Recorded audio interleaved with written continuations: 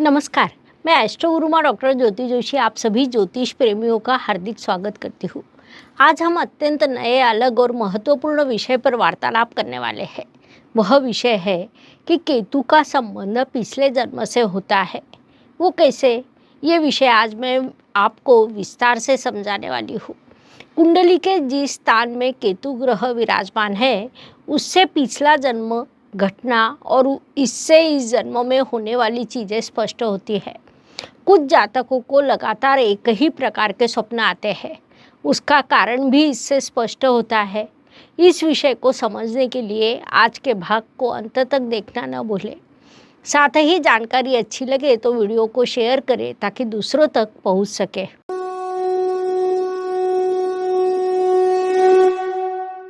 तो केतु आत्मा की भूली हुई चीजें सामने लाने वाला ग्रह माने जाता है।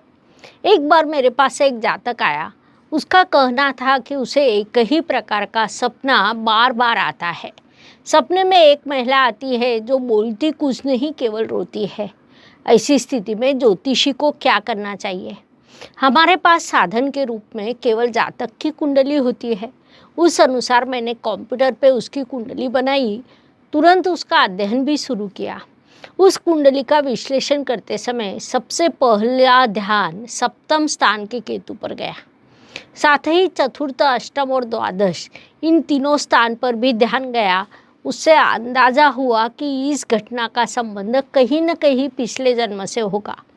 कई बार हमारा ये जन्म पिछले जन्म के अधूरे कामों को पूरा करने के लिए हुआ होता है। उसकी कुछ चीज़ें हमारे स्मरण में होती है। सपने यूं ही नहीं आते, उसके पीछे कारण होते हैं। स्वप्न में जो सामान्य होते हैं उन्हें हम भूल जाते हैं, लेकिन जो सपने बार बार आते हैं और स्मरण में रहते हैं वे विशेष होते हैं। यहाँ पर एक बात मुख्य रूप से ध्यान में ले कि पिछले जन्म में उस व्यक्ति का पूरा ध्यान अपने काम पर था। अन्य किसी कारणों से वह अपने जीवन साथी को न्याय न दे सका, जिस कारण उसकी कुंडली कहीं न कहीं बिगड़ी हुई थी। विशेष बात है कि चंद्रमा राहु का गठबंधन था और सप्तम स्थान में केतु ग्रह विराजमान था। 5, 8, 12 इन तीनों स्थानों को का जल तत्व से होने वाला संबंध देखा जाए तो ये विषय निश्चित रूप से पिछले जन्म से संबंधित था। इसलिए कुछ मेडिटेशन, कुछ उपाय उसे दिए गए। अर्थात उसने सबसे पहले उस रिश्ते से माफ़ी मांगनी है और माफ़ भी करना है। ये दोनों क्रियाओं के कारण उस रिश्ते की नकारात्मकता कहीं न कहीं कम होती है। वह एक अधूरा काम है या वहाँ पर संवाद कम होता है। कुछ भावना व्यक्त करना रह जाता है, जिसका प्रभाव इस जन्म पर होता है। हमें लगता है कि ये सब मन का खेल है, लेकिन सपना कोई मन का खेल नहीं होता। उससे आत्मा की फाइलें खुलती है।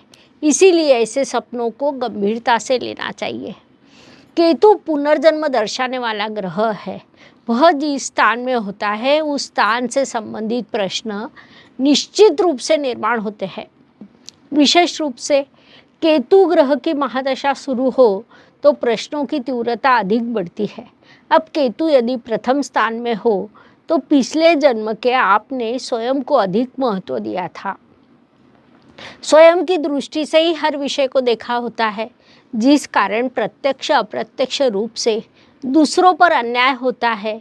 इस जन्म में फिर केतु ग्रह आपके प्रथम स्थान में आता है, जिस कारण आप स्वयं को नज़रअंदाज करते हैं, निस्वार्थ भाव से दूसरों की मदद करते हैं। उसके बाद केतु यदि द्वितीय स्थान में विराजमान हो तो पिछले जन्म में आपने पारिवारिक जिम्मेदारियों को पूरा नहीं किया होता, जिस कारण इस जन्म में केतु ग्रह आपको सूचित करता है कि अपनी पारिवारिक जिम्मेदारियों को उचित पद्धति से पूरा करें। उसके बदले में परिवार से आपको कुछ नहीं मिलता, मान सम्मान भी नहीं मिलता। द्वितीय स्थान का केतु आपसे कहता है कि पिछले जन्म में आपके कर्तव्य अधूरे रह गए, उन्हें अब पूरा करें। उसका बुरा मत लगने दें, अपने कर्तव्य पूरा करता रहे। किसी न किसी प्रकार की अपेक्षा मत करें। कोई रिश्तेदार या परिवार का सदस्य आपको अच्छा कहे, उसके बाद केतु यदि तृतीय स्थान में विराजमान हो तो पिछले जन्म में भाई से संबंधित कोई कार्य अधूरा रहा होता है। इसीलिए इस जन्म में मंगल ग्रह के मंत्रों का जाप करें।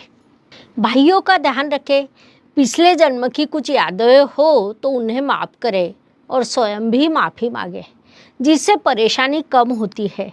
ज्योतिष नियमों के अनुसार मंगल को भाइयों का कारक माना जाता है।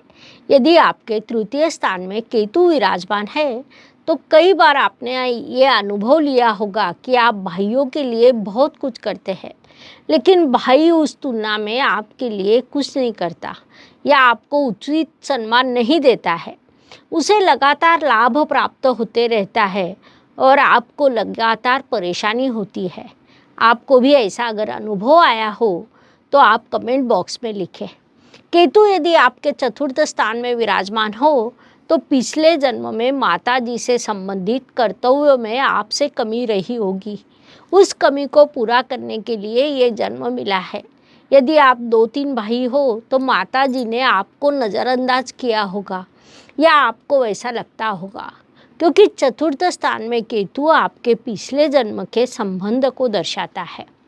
केतु यदि पंचम स्थान में विराजमान हो तो संतति के उन्नति के लिए आप बड़ा परिश्रम करते हैं, संतति का उचित ध्यान रखते हैं, लेकिन संतति आपको नज़रअंदाज करती है। संतति आपसे संबंधित कर्तव्यों को पूरा नहीं करती।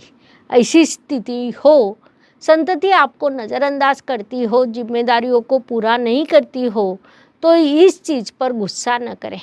उसका संबंध कहीं न कहीं पिछले जन्म से है, इस बात को समझ ले। साथ ही इस जन्म के संतति को माफ़ करें और पिछले जन्म की बातों को भी माफ़ करें। स्वयं भी माफ़ी मांग ले ताकि आपका अगला जन्म या आगे का मार्गक्रमण अच्छा हो, क्योंकि पुनर्जन्म की एक यात्रा होती है। इस जन्म से उस जन्म की वह यात्रा होती है। हम ब्रह्मांड को देखें तो वह भी एक चक्र होता है।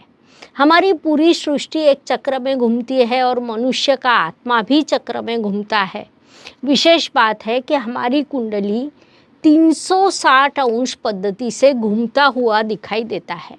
इसके बाद केतु यदि षष्ठ स्थान में विराजमान है तो कई बार ऑफिस के सहकर्मी आपको नज़रअंदाज करते हैं, आपके वरिष्ठ आपको नज़रअंदाज करते हैं।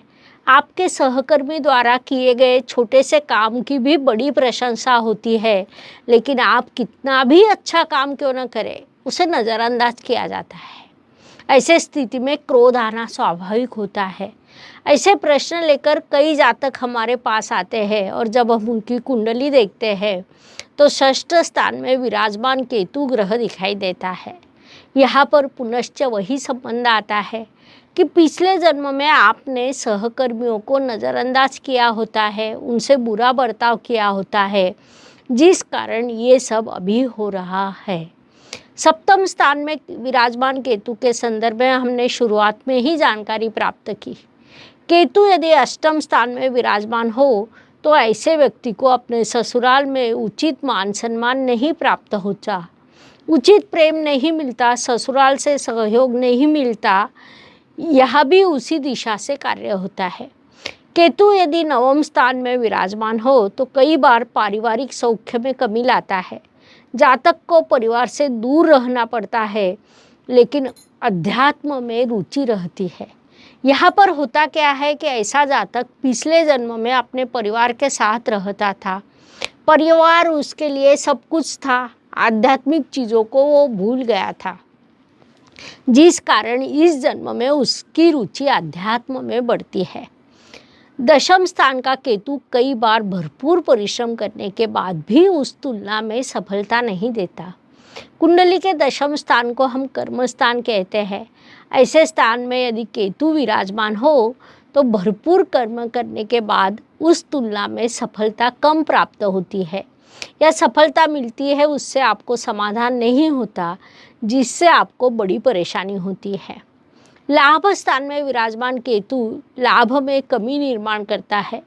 भरपूर परिश्रम के बाद आपकी इच्छा पूर्ति नहीं होती, साथ ही कई बार मित्रों से उचित सहयोग नहीं मिल पाता।